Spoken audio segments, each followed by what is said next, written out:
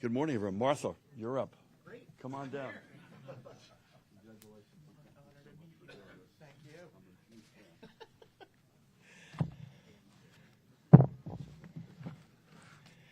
Good morning, everybody, and welcome to the Princeton Public Library. I'm Martha Hickson, and I recently retired as a high school librarian after 20 years, so I'm delighted to be back in my happy place.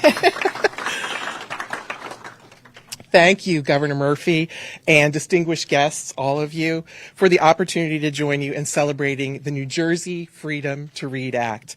As a librarian, the freedom to read has been at the heart of my career, but never more so than when that freedom was threatened on September 28th, 2021, the date that I became the target of book banners. On that night, a handful of parents called me by name a pedophile, pornographer, and groomer of children at a school board meeting that has since been viewed on YouTube nearly 6,000 times. They did this because they objected to 5 award-winning books for young adults, all with LGBTQ+ themes. After a 4-month reconsideration process, the board retained all 5 books, affirming that the titles met the district standards. In the meantime, however, I received hate mail, shunning by colleagues, antagonism from administrators, and calls for my firing and arrest. I have even been confronted on the street, and my car has been vandalized. In January of this year, the spouse of a board member posted videos targeting me on extremist social media sites. His actions sparked numerous vile posts, along with vulgar email sent to my school address and further slurs at board meetings. Since the posting of those videos, my name has been trashed time and again on a morning radio show, and this summer, one of the listeners sent me a threatening package of religious tracts that included The Warning, and another entitled The Pains of Hell, the destination she sees as my fate, just for doing my job. But I'm certainly not the only victim of these politically motivated attacks. The students I serve feel the pain too. When the books that describe their lived experience were called disgusting, obscene, and depraved, students recognized that those insults were also intended for them. The evidence of that was clear at board meetings, where students who spoke in support of the library endured taunts and jeers from book banners. Some of those kids left the podium in tears. And one of my students, who's here with me today, even received death threats after he circulated a petition in support of intellectual freedom. All of this has created a nationwide climate of fear. According to School Library Journal, nearly half of school librarians reported they had quietly removed books themselves to avoid being the target of a challenge. And those are just the librarians who admitted it. I suspect the number is actually much higher. And I know teachers who will no longer include controversial topics or titles in their classrooms for fear of being targeted too. When this self-censorship happens, it's the students who suffer. They lose the voices and stories that explore the real world beyond their own front door. Our own fear censors the material, so book banners don't have to. Although I admit that I too was fearful in the fall of 2021, I knew that the only way to stop censorship was to shine a light on it. So I started speaking out. And speaking and speaking and speaking. So in April of 2023, I appeared on a panel about education issues in Hunterdon County. Afterwards, a man approached me. He introduced himself as Senator Andrew Zwicker and asked if there was anything he could do to help. I may have been hearing things, but it was as if, in that moment, a choir of angels sang. Finally, after all my talking, the right person was listening. And that person happened to be the very definition of a public servant. I suggested to Senator Zwicker that he take a look at the anti-book banning legislation that was then days away from being adopted in Illinois. And that conversation planted the seeds for the bill that Governor Murphy will sign today. Nurtured by Senate sponsors Zwicker and Ruiz, Assembly sponsors Drulis, Sumter, and Conway, and 23 bipartisan co-sponsors across both houses. Thanks to those legislators and the advocacy of countless community members and organizations, New Jersey citizens now have protections to read about the topics that interest them in their libraries. When concerns about books arise, parents now have a clear process for raising issues without resorting to bullying. And for librarians across the state, the dignity of our work will now be recognized and preserved. And all of that is truly a cause for celebration. And now, here's a treat I did not expect to find on my advent calendar. It's my sincere honor and pleasure to turn the podium over to the man who, with the stroke of a pen today, will make the season merry and bright for library users across New Jersey, Governor Phil Murphy.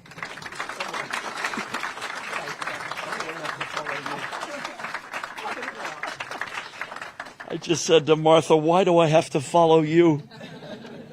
What an extraordinary story. Can I come back to you in a moment, Martha? I want to just reference one other topic which is not related to the reason that we're here today, but it is so special to be here in Princeton. Hey, Sean. Before we get started, I want to mention a change to our state's congressional delegation. Yesterday, I appointed Congressman Andy Kim to the United States Senate so he can begin his term of office before the new year begins. You may also have seen that Adam Schiff in California is doing likewise. Taking this step will allow Andy to embark on the smoothest possible transition into his new role so he can best serve the people of New Jersey. I also want to thank outgoing U.S. Senator George Helmy, who stepped down yesterday, for serving as the best possible caretaker of this seat over the past 3 months. During his time in office, George introduced and co-sponsored more than 30 pieces of legislation.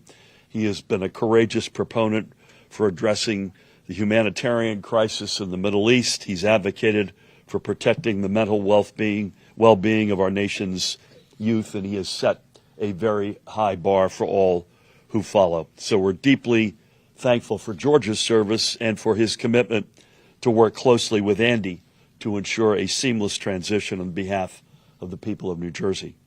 I also want to congratulate Andy for making history as the first Asian American senator from New Jersey and as the first Korean American senator in the United States of America's history. I look forward to working with him to pursue our common agenda of fairness, freedom, and strength. So back to why we're here this morning. Good morning. And again, thanks to each and every one of you for joining us today as we sign this vitally important legislation into law. Now back to Martha. Thank you for that extraordinary story, for your generous introduction, and for all that you have done on behalf of New Jersey students and children. As you heard, Martha faced a backlash that no individual should ever experience.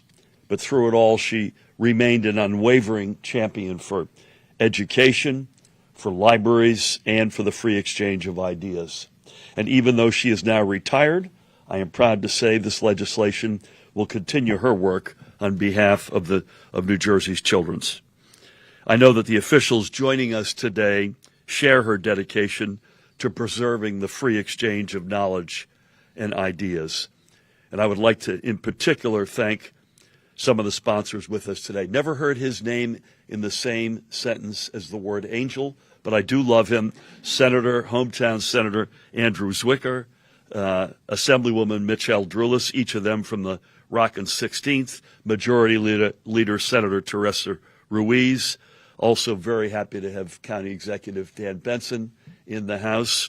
My former colleague at Goldman, Princeton Mayor Mark Frieda. Mark, great to see you. Department of Education Commissioner Kevin Damer, other elected officials, board members, all of you who support and input alongside our friends from the NJ Library Association, the Association of School Librarians, the NJEA, the AFT-NJ, and other advocates representing various communities across the Garden State. All of you have been invaluable to getting this legislation across the finish line. Joining us also is Laura Dolden. Laura, where are you? You're on the end. Nice to see you, and I know we're going to hear from you in a moment, also known as Miranda's mom. Is Miranda here? Hello, Miranda. Miranda, please stand up and take a bow, most importantly. Nice to see you. Both Laura and Miranda have been tremendous advocates on behalf of this bill, and I thank them for helping us illustrate what this legislation means to New Jersey's kids and parents. And of course, I want to say thank you to each and every librarian and educator around New Jersey for your work day in and day out to support and educate our state's children.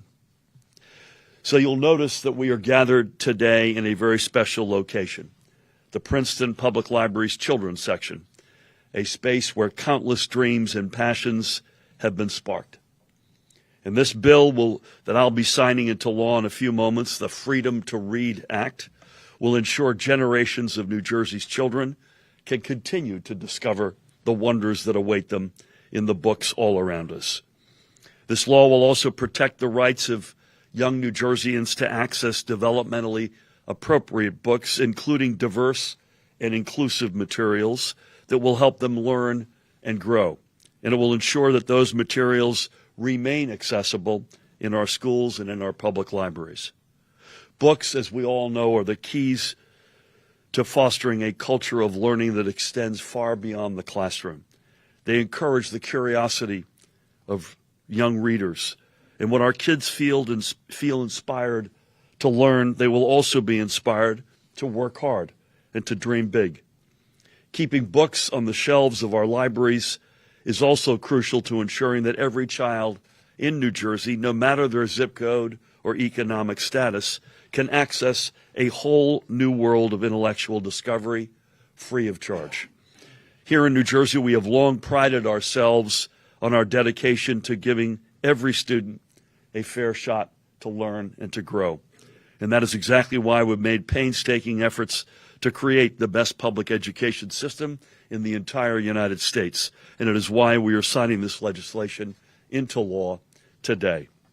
The Freedom to Read Act is a crucial step in ensuring we remain the best state to live, work, and raise a family. And as an extension of that, I want to be clear, this law will strengthen, not diminish, the rights of parents to choose what reading materials their children should or should not have access to, by ensuring that every family can make their own determination about what books are appropriate for a child.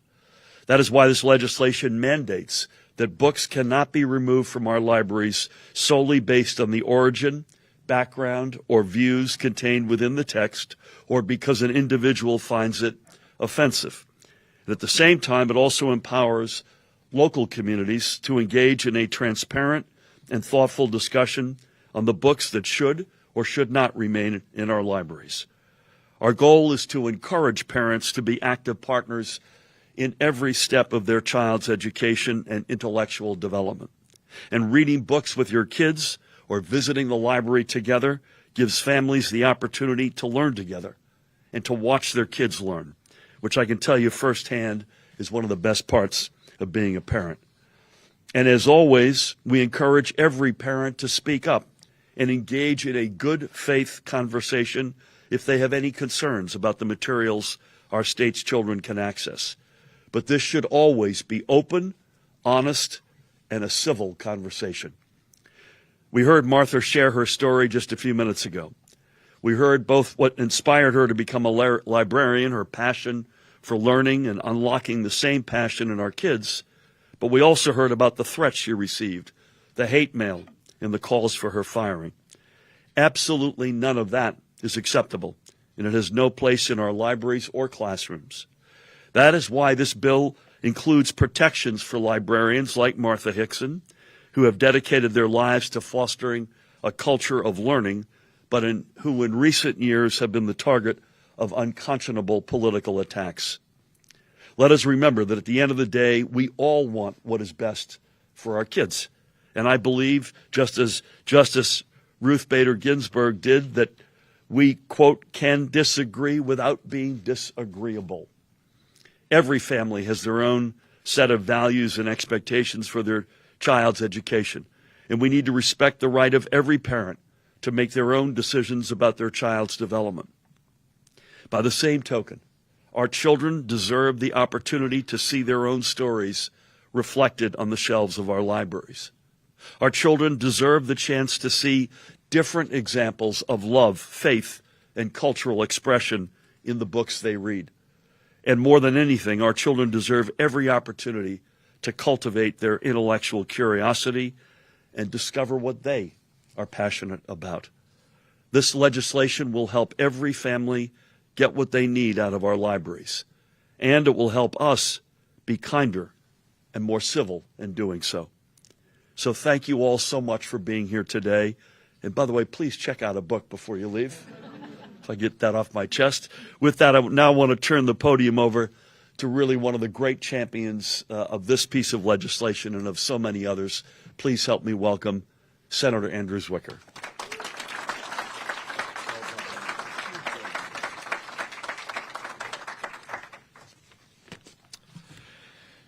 Good morning, everyone. Good morning. Let me start by thanking Governor Murphy for his leadership and commitment, as we heard, to intellectual freedom, the Princeton Public Library for hosting us, and Jen Podolsky, sorry for that, but thank you for your leadership here at this library. This library is an enduring space of the power of libraries to foster knowledge, equity, and inclusion in our communities, and thank you for that. I have a lot of people I'd like to thank as we get to this moment for tireless efforts and our incredible partners who made this day possible. ACLU of New Jersey, the NJEA, and in particular Fran Pfeffer for her work, Garden State Equality, the Bayard Rustin Center, SWEEP, all of our library groups, the New Jersey Association of School Librarians, the State Library, the State Librarian, the New Jersey Library Association, New Jersey Principals and Supervisors, and the school administrators. I'd also like to thank faith and cultural groups such as the Sikh Coalition and the AAPI of New Jersey for your unwavering advocacy for the intellectual freedom and equitable access to knowledge that has been instrumental in advancing this legislation. To my majority leader, I am profoundly grateful for our partnership here and for your unwavering leadership on this topic for the last practically 18 months. To your staff and to mine for all their work, to Assemblywoman Drulis for ensuring that while the Senate and the Assembly were in lockstep each part of the way. And I have to give an enormous thanks in particular to my Chief of Staff who's hiding in the corner way over there, Kaylee Livornia. Kaylee took hours upon hours of meetings with all the stakeholders I mentioned and more, both those who supported this legislation and also those who did not, to, as the governor, as you talked about, listen with civility to people on all sides of this issue. Tremendously grateful that we're here. And finally, to Martha. Got a lot of thanks. Martha is, as you heard, the embodiment of the spirit of the Freedom to Read Act. The 2023 Librarian of the Year by the New Jersey Librarian Association, nationally recognized for your work. You stood courageously at the front lines of the battle against book bans. You fought repeated attempts to remove these books, as you told us. Your resilience, your dedication are an inspiration to me personally, to everybody here, and everybody who's watching right now. You remind us that this fight for intellectual... You're going to make me cry now. You remind us that this fight for intellectual freedom that we are taking a big step forward today is far from over. I'm so grateful to you. Thank you. As a child, my love for learning was nurtured by two extraordinary women. My mother, who was a public school English teacher, and my stepmother, who was a librarian. And to all the librarians in the room right now, I just want to say I deeply appreciate the critical work you do every day as you serve our communities. But it is 2024, and we are fighting for something as fundamental as the freedom to read. In the 2023-24 academic year, PEN America tracked more than 10,000 book bans in public schools around this country. The stories silenced, as you heard, are disproportionately those of marginalized communities. 44% of banned books center on characters of color or themes of race or racism. 39% explore LGBTQ plus characters or themes. That is not a coincidence. These bans are a deliberate effort to erase voices and perspectives that challenge the status quo, often under the guise of protecting children from discomfort. Yet the vast majority of educators, those closest to our students, oppose book bans. A 2023 survey found that 87% of educators believe book bans are rarely or never justified. And when books are banned, it doesn't just undermine their expertise, it distracts from the teaching and increases their stress.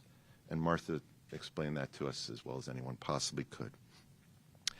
More importantly, it denies students the opportunity to engage with diverse, challenging, and thought-provoking ideas that foster empathy and critical thinking. The Freedom to Read Act is a bold response to this growing wave of censorship.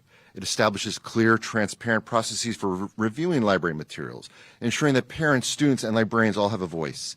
It protects library staff acting in good faith from civil and criminal lawsuits, and it affirms a simple but powerful principle. You have the freedom to choose what you want to read. Parents have the freedom to decide what their children read. They always have, and they always will. But no one in New Jersey will ever get a chance to make that choice for you. This law is not about imposing one viewpoint over another. It is about preserving the right of every individual to access knowledge, explore diverse perspectives, and to decide for themselves what is meaningful and valuable. And I am just so proud to stand with everyone here today, the countless educators, librarians, and advocates who made this moment possible. Today, we send a clear message throughout New Jersey and throughout the rest of the United States that New Jersey stands firmly on the side of intellectual freedom, inclusivity, and respect for our educators and our librarians. Thank you all for being here today, and thank you for your unwavering support of the freedom to read.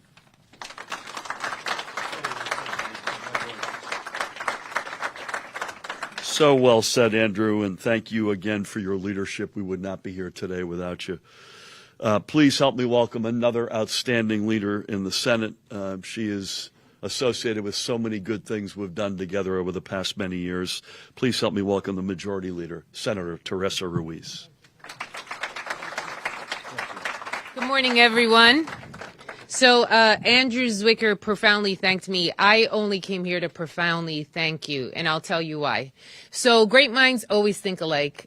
Simultaneously, I believe there were two versions of a bill that got introduced in the Senate. And one budget hearing, my colleague says, your story. I was at an event. What do you think? I said, this is really in your backyard. It has touched you in some way. I did not know all of the backstory fundamentally about your family experience, and really recognizing what was, because it was very personal. As much as it was personal to me, I said, great, I'll go second. Let's merge the bills. That landed us on CNN. Do you remember that? It was great. He's wearing the socks that he wore that day. I had some phenomenal shoes, and all the camera people were uncertain who was rocking the best footwear. Was it Zwicker or was it me? And I said, obviously it was me. There wasn't any point of contention. But while we were having this discussion on national media, you know, there were Twitter responses going on, and the reporter leaned over and said to me, what do you tell the mother whose daughter went to the library and picked up 50 Shades of Grey and she's 6 years old? I said, look in her book bag, right? I share this with you because it happened at home. Everybody gets the Scholastic book fairs at school. My daughter goes to school. She has her money in her e-wallet. She goes to purchase books. She's into all this, you know, it's borderline wicked, borderline magic, and comes home with some title that's like The Diaries of the Girl from Beyond. I was like, Silver, I don't think this is appropriate reading level for you. And the book went back. See, we understand that our public libraries are places for choice, are places for anyone who wants to get a fact-checked resource on a shelf on any subject matter can reach out without any opinion, without any disturbance, grab a book, seek out an individual who's an expert in that space where they can get more guidance and really delve into a subject matter that they think is personal to them. But it doesn't end there. If, in fact, your household is not aligned with whatever that subject matter is, that opens up opportunities for conversations, to explore, to engage in different ideology, or to say, this book is not for your age demographic and it's going to go back. I am sorry that you had to deal with what you had to deal with for protecting our students, for protecting public shelves, for protecting our communities, for keeping the doors open for choices and rights. That is what this country's principle and where it came from, was making sure that everyone has an opportunity for choice. I am just honored to have been part of this process, to have watched you in leadership modes during a very lengthy committee hearing that I unfortunately cannot attend that day, to give you the support, to our offices who picked up every single phone call as they were getting yelled at and threatened themselves. We are doing nothing here in the state of New Jersey except protecting the principle of what our public libraries stand for. You know, people can go on the internet, but if you're young and you're doing research, sometimes those resources that pop up are not from areas that are fact-checked or scientifically correct. Walk into a library and get a book on any single subject matter, and you can believe that what you're reading, it is meant to be dealt with in that moment and what you're looking for. And so to our governor, who's always understood the purpose of government, not to impede and say, hey, I don't like this, you must like it. But it's okay for the two of us to be in the same space if we don't like exactly what we're talking about. I can select it and you don't have to. But today it's protected. So to everyone engaged, to the students who stepped up and really showed what democracy was about, for the women who protected our public library shelves, for the parents who supported those young students to come down to Trenton, for all of our colleagues, and for the Republicans who made this a bipartisan effort, who really understood what was in the depths of this law, I say to them thank you as well, and congratulations to everyone.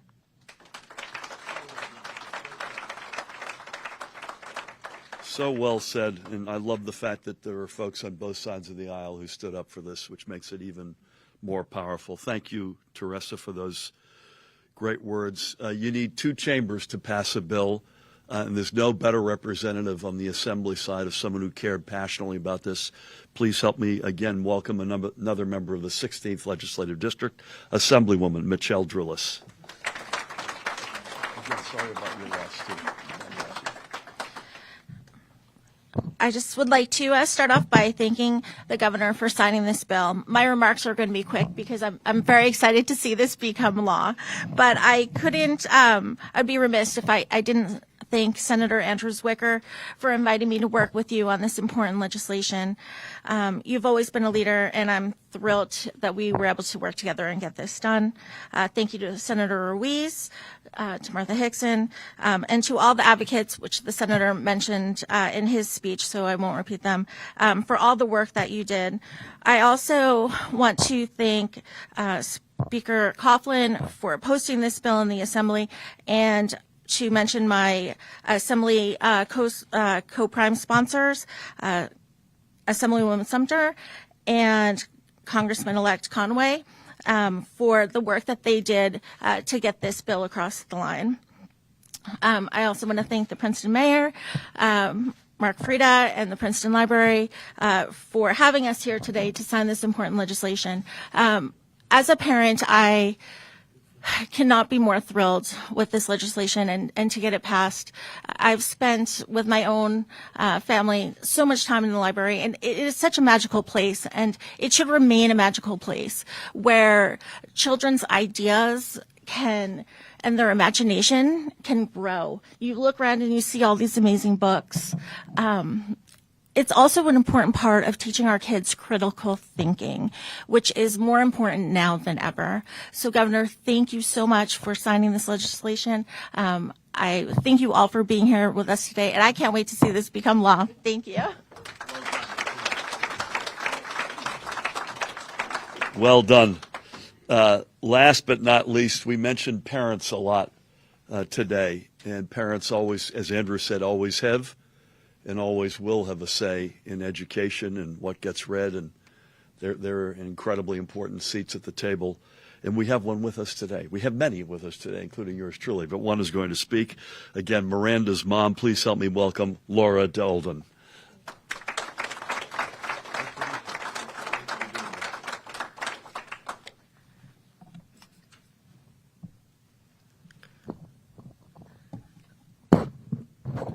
Good morning. Thank you for the opportunity to speak today.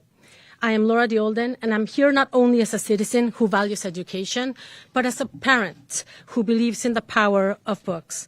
My daughter, Miranda, is a Princeton Charter School alumna, a junior at the Lawrence Middle School, a proud Latina, and a fearless advocate for equity and belonging in education, sports, and politics.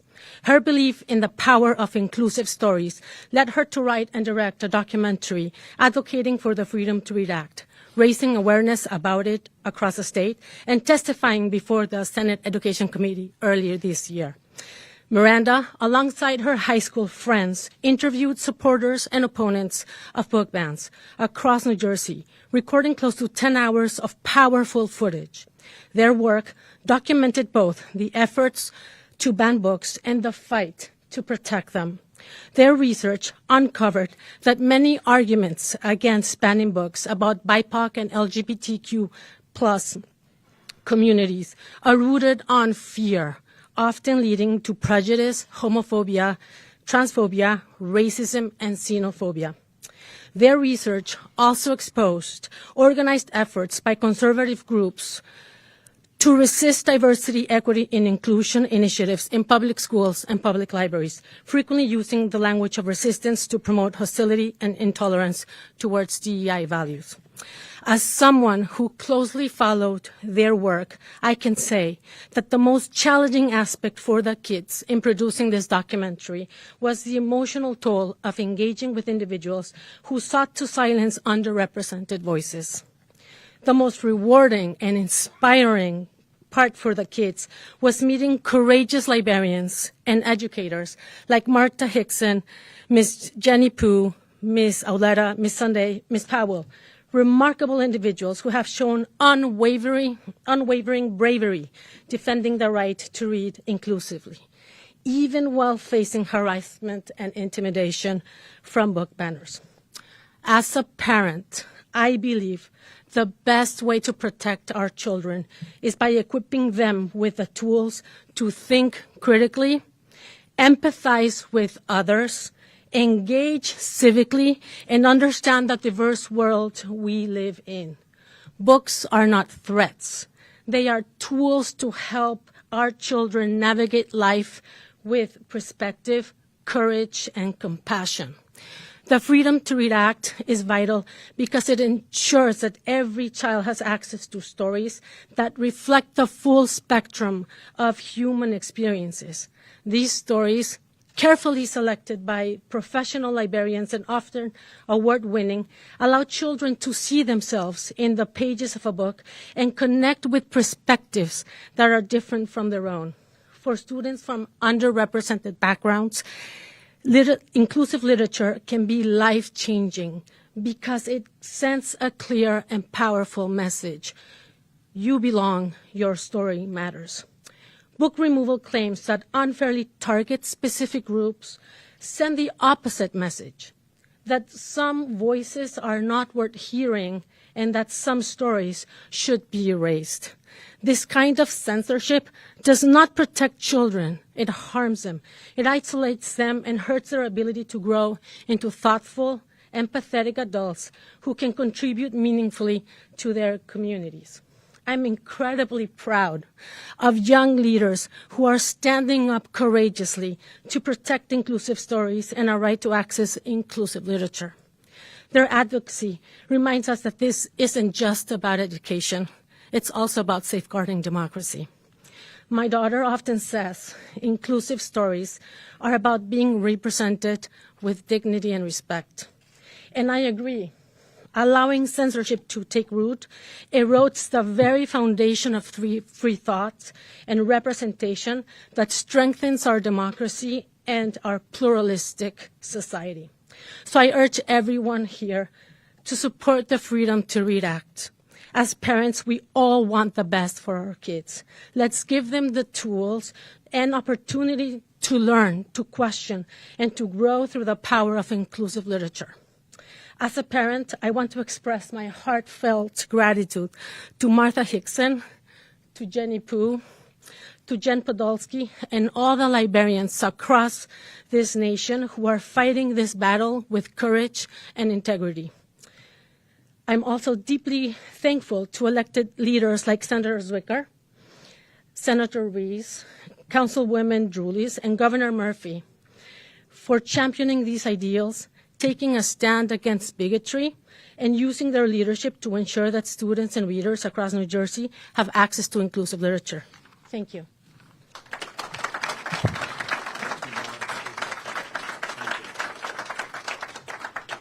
That was very, very powerful. I think you left your magazine here. I'll make a heavy point and a lighter point. The heavy point is I stand here as a proud New Jerseyan, but as an American with a heavy heart. I'm incredibly proud of what we're doing today, and I'm incredibly proud of what we've done now for almost 7 years, working with a rockin' legislature, great local and county colleagues, lots of advocates who have stood by our side. But sadly, due to a now about to be federal administration again and a U.S. Supreme Court, which are heavily on the other side of this, it really matters more than ever before which state you live in, you choose to bring your family up in, where you choose to work. This is yet another example. Not every state is doing what we're doing today. In fact, many states are doing the opposite. And indeed, we're not a clean shot either. There were protesters in and around this library today, folks who see this on the other side. But I want to reiterate, there were also some courageous Republicans who stood up and supported this bill. So while I'm incredibly proud to be a part of the New Jersey family, and in my case, in many respects, lead it, I have a very heavy heart as I think about an America that's a patchwork quilt nation and is about to become even more so. And we won't be immune. We will not be immune from assaults on our values, on our communities, on our immigrant brothers and sisters, on our LGBTQIA plus brothers and sisters, especially in the trans community. So we'll do everything we can to protect reproductive freedom, to have sensible gun safety laws, to protect communities, to protect and preserve our environment. But we're going to be up against it. But today is a day that gives us great pride. I've got 4 kids. One of them is Charlie Murphy, 23 years old, a Princeton University grad, I might add. I promised him whenever I'm in a library, I will tell his favorite library joke. Young lad goes up to the librarian and says, I'll have a quarter pounder, a large fry, and a medium Coke. And the librarian says, young man, we're in a library. And he responds, oh, sorry, I'll have a quarter pounder. Let's sign this thing.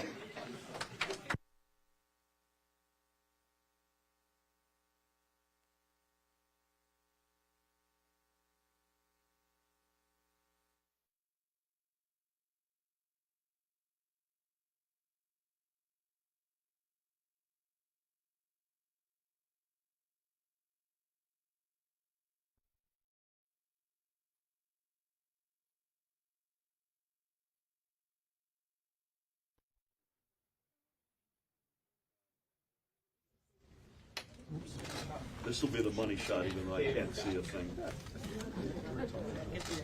Oops, sorry.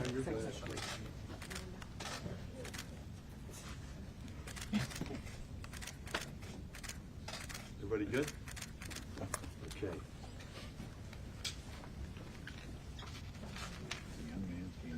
So this is Assembly Bill 3446. The synopsis is the Freedom to Read Act. Establishes requirements for library material in public school libraries and public libraries, protects school library staff members and librarians. Sponsored in the Assembly by the aforementioned Michelle Drulis and Shavonda Sumter, Herb Conaway Jr., about to be Congressman Herb Conaway, and in the Senate by our 2 other speakers, Senator Andrew Zwicker and Majority Leader Senator Teresa Ruiz. A whole host of co-sponsors, and I'm just looking through. I want to give Senator Bramnick in particular a shout out for for standing up and being one of the co-sponsors. I mentioned John because he is a Republican. So here we go. 9th, right? December 9th? First pen, how could it not go to Martha Hickson, retired librarian and American hero? Like, was there any debate that wouldn't go to Martha? Not by me, there wasn't. Next up, again, no debate, Senator Andrew Zwicker.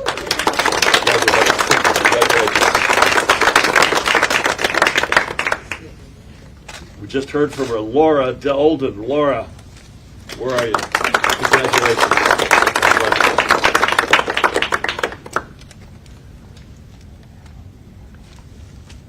Senate Majority Leader Senator Teresa Ruiz. Thank you. Congratulations.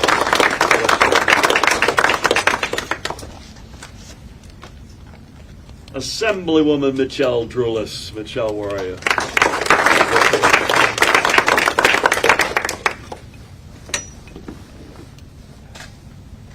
Okay, I got Jeff Kupo, who's the president of the New Jersey Library Association. Jeff, congratulations. Jeff, I got a picture and a bio for everybody who's in an event. And you were wearing a way cool hat. Oh my God! Was it a three-corner hat? Yes, I'm an aficionado. Did you bring it with you today? I should have. You should have. Just wanted to make sure I had the same Jeff Kupo. Yeah, that's me. That's you, babe. The president of the New Jersey Education Association, Sean Spiller. Excellent. Okay. I hope we have enough letters or numbers. Please help me welcome, let's hear it for the president of the New Jersey Association of School Librarians, Karen Grant. Karen, congratulations. Well done. County Executive, dear friend, great leader, Dan Benson. Dan?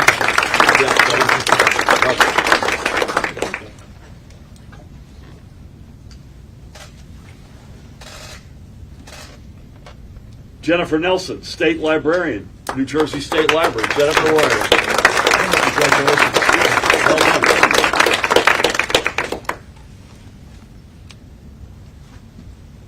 A dear friend, Christian Fuscarino, the Executive Director of Garden State Equality.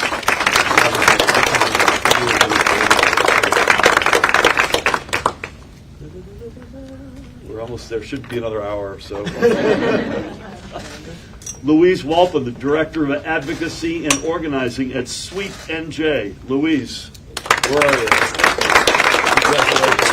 Well done. I was with him Saturday night, at least to the best of my recollection, the Executive Director of the American Civil Liberties Union of New Jersey, Amol Sinha.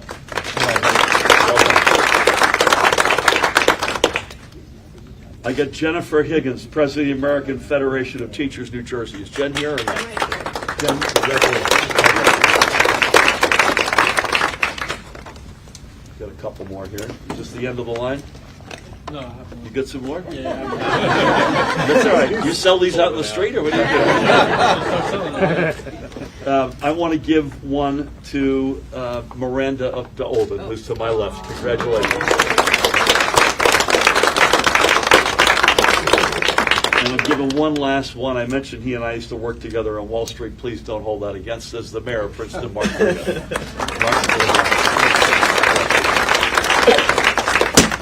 This is now the law of the land.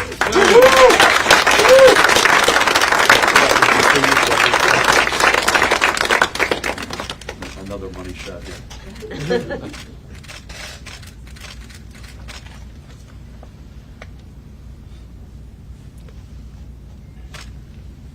Everybody good? Thank you all. Don't lose this. Well done. Congrats, buddy. All right, guys, I'm going to just bring you all over here.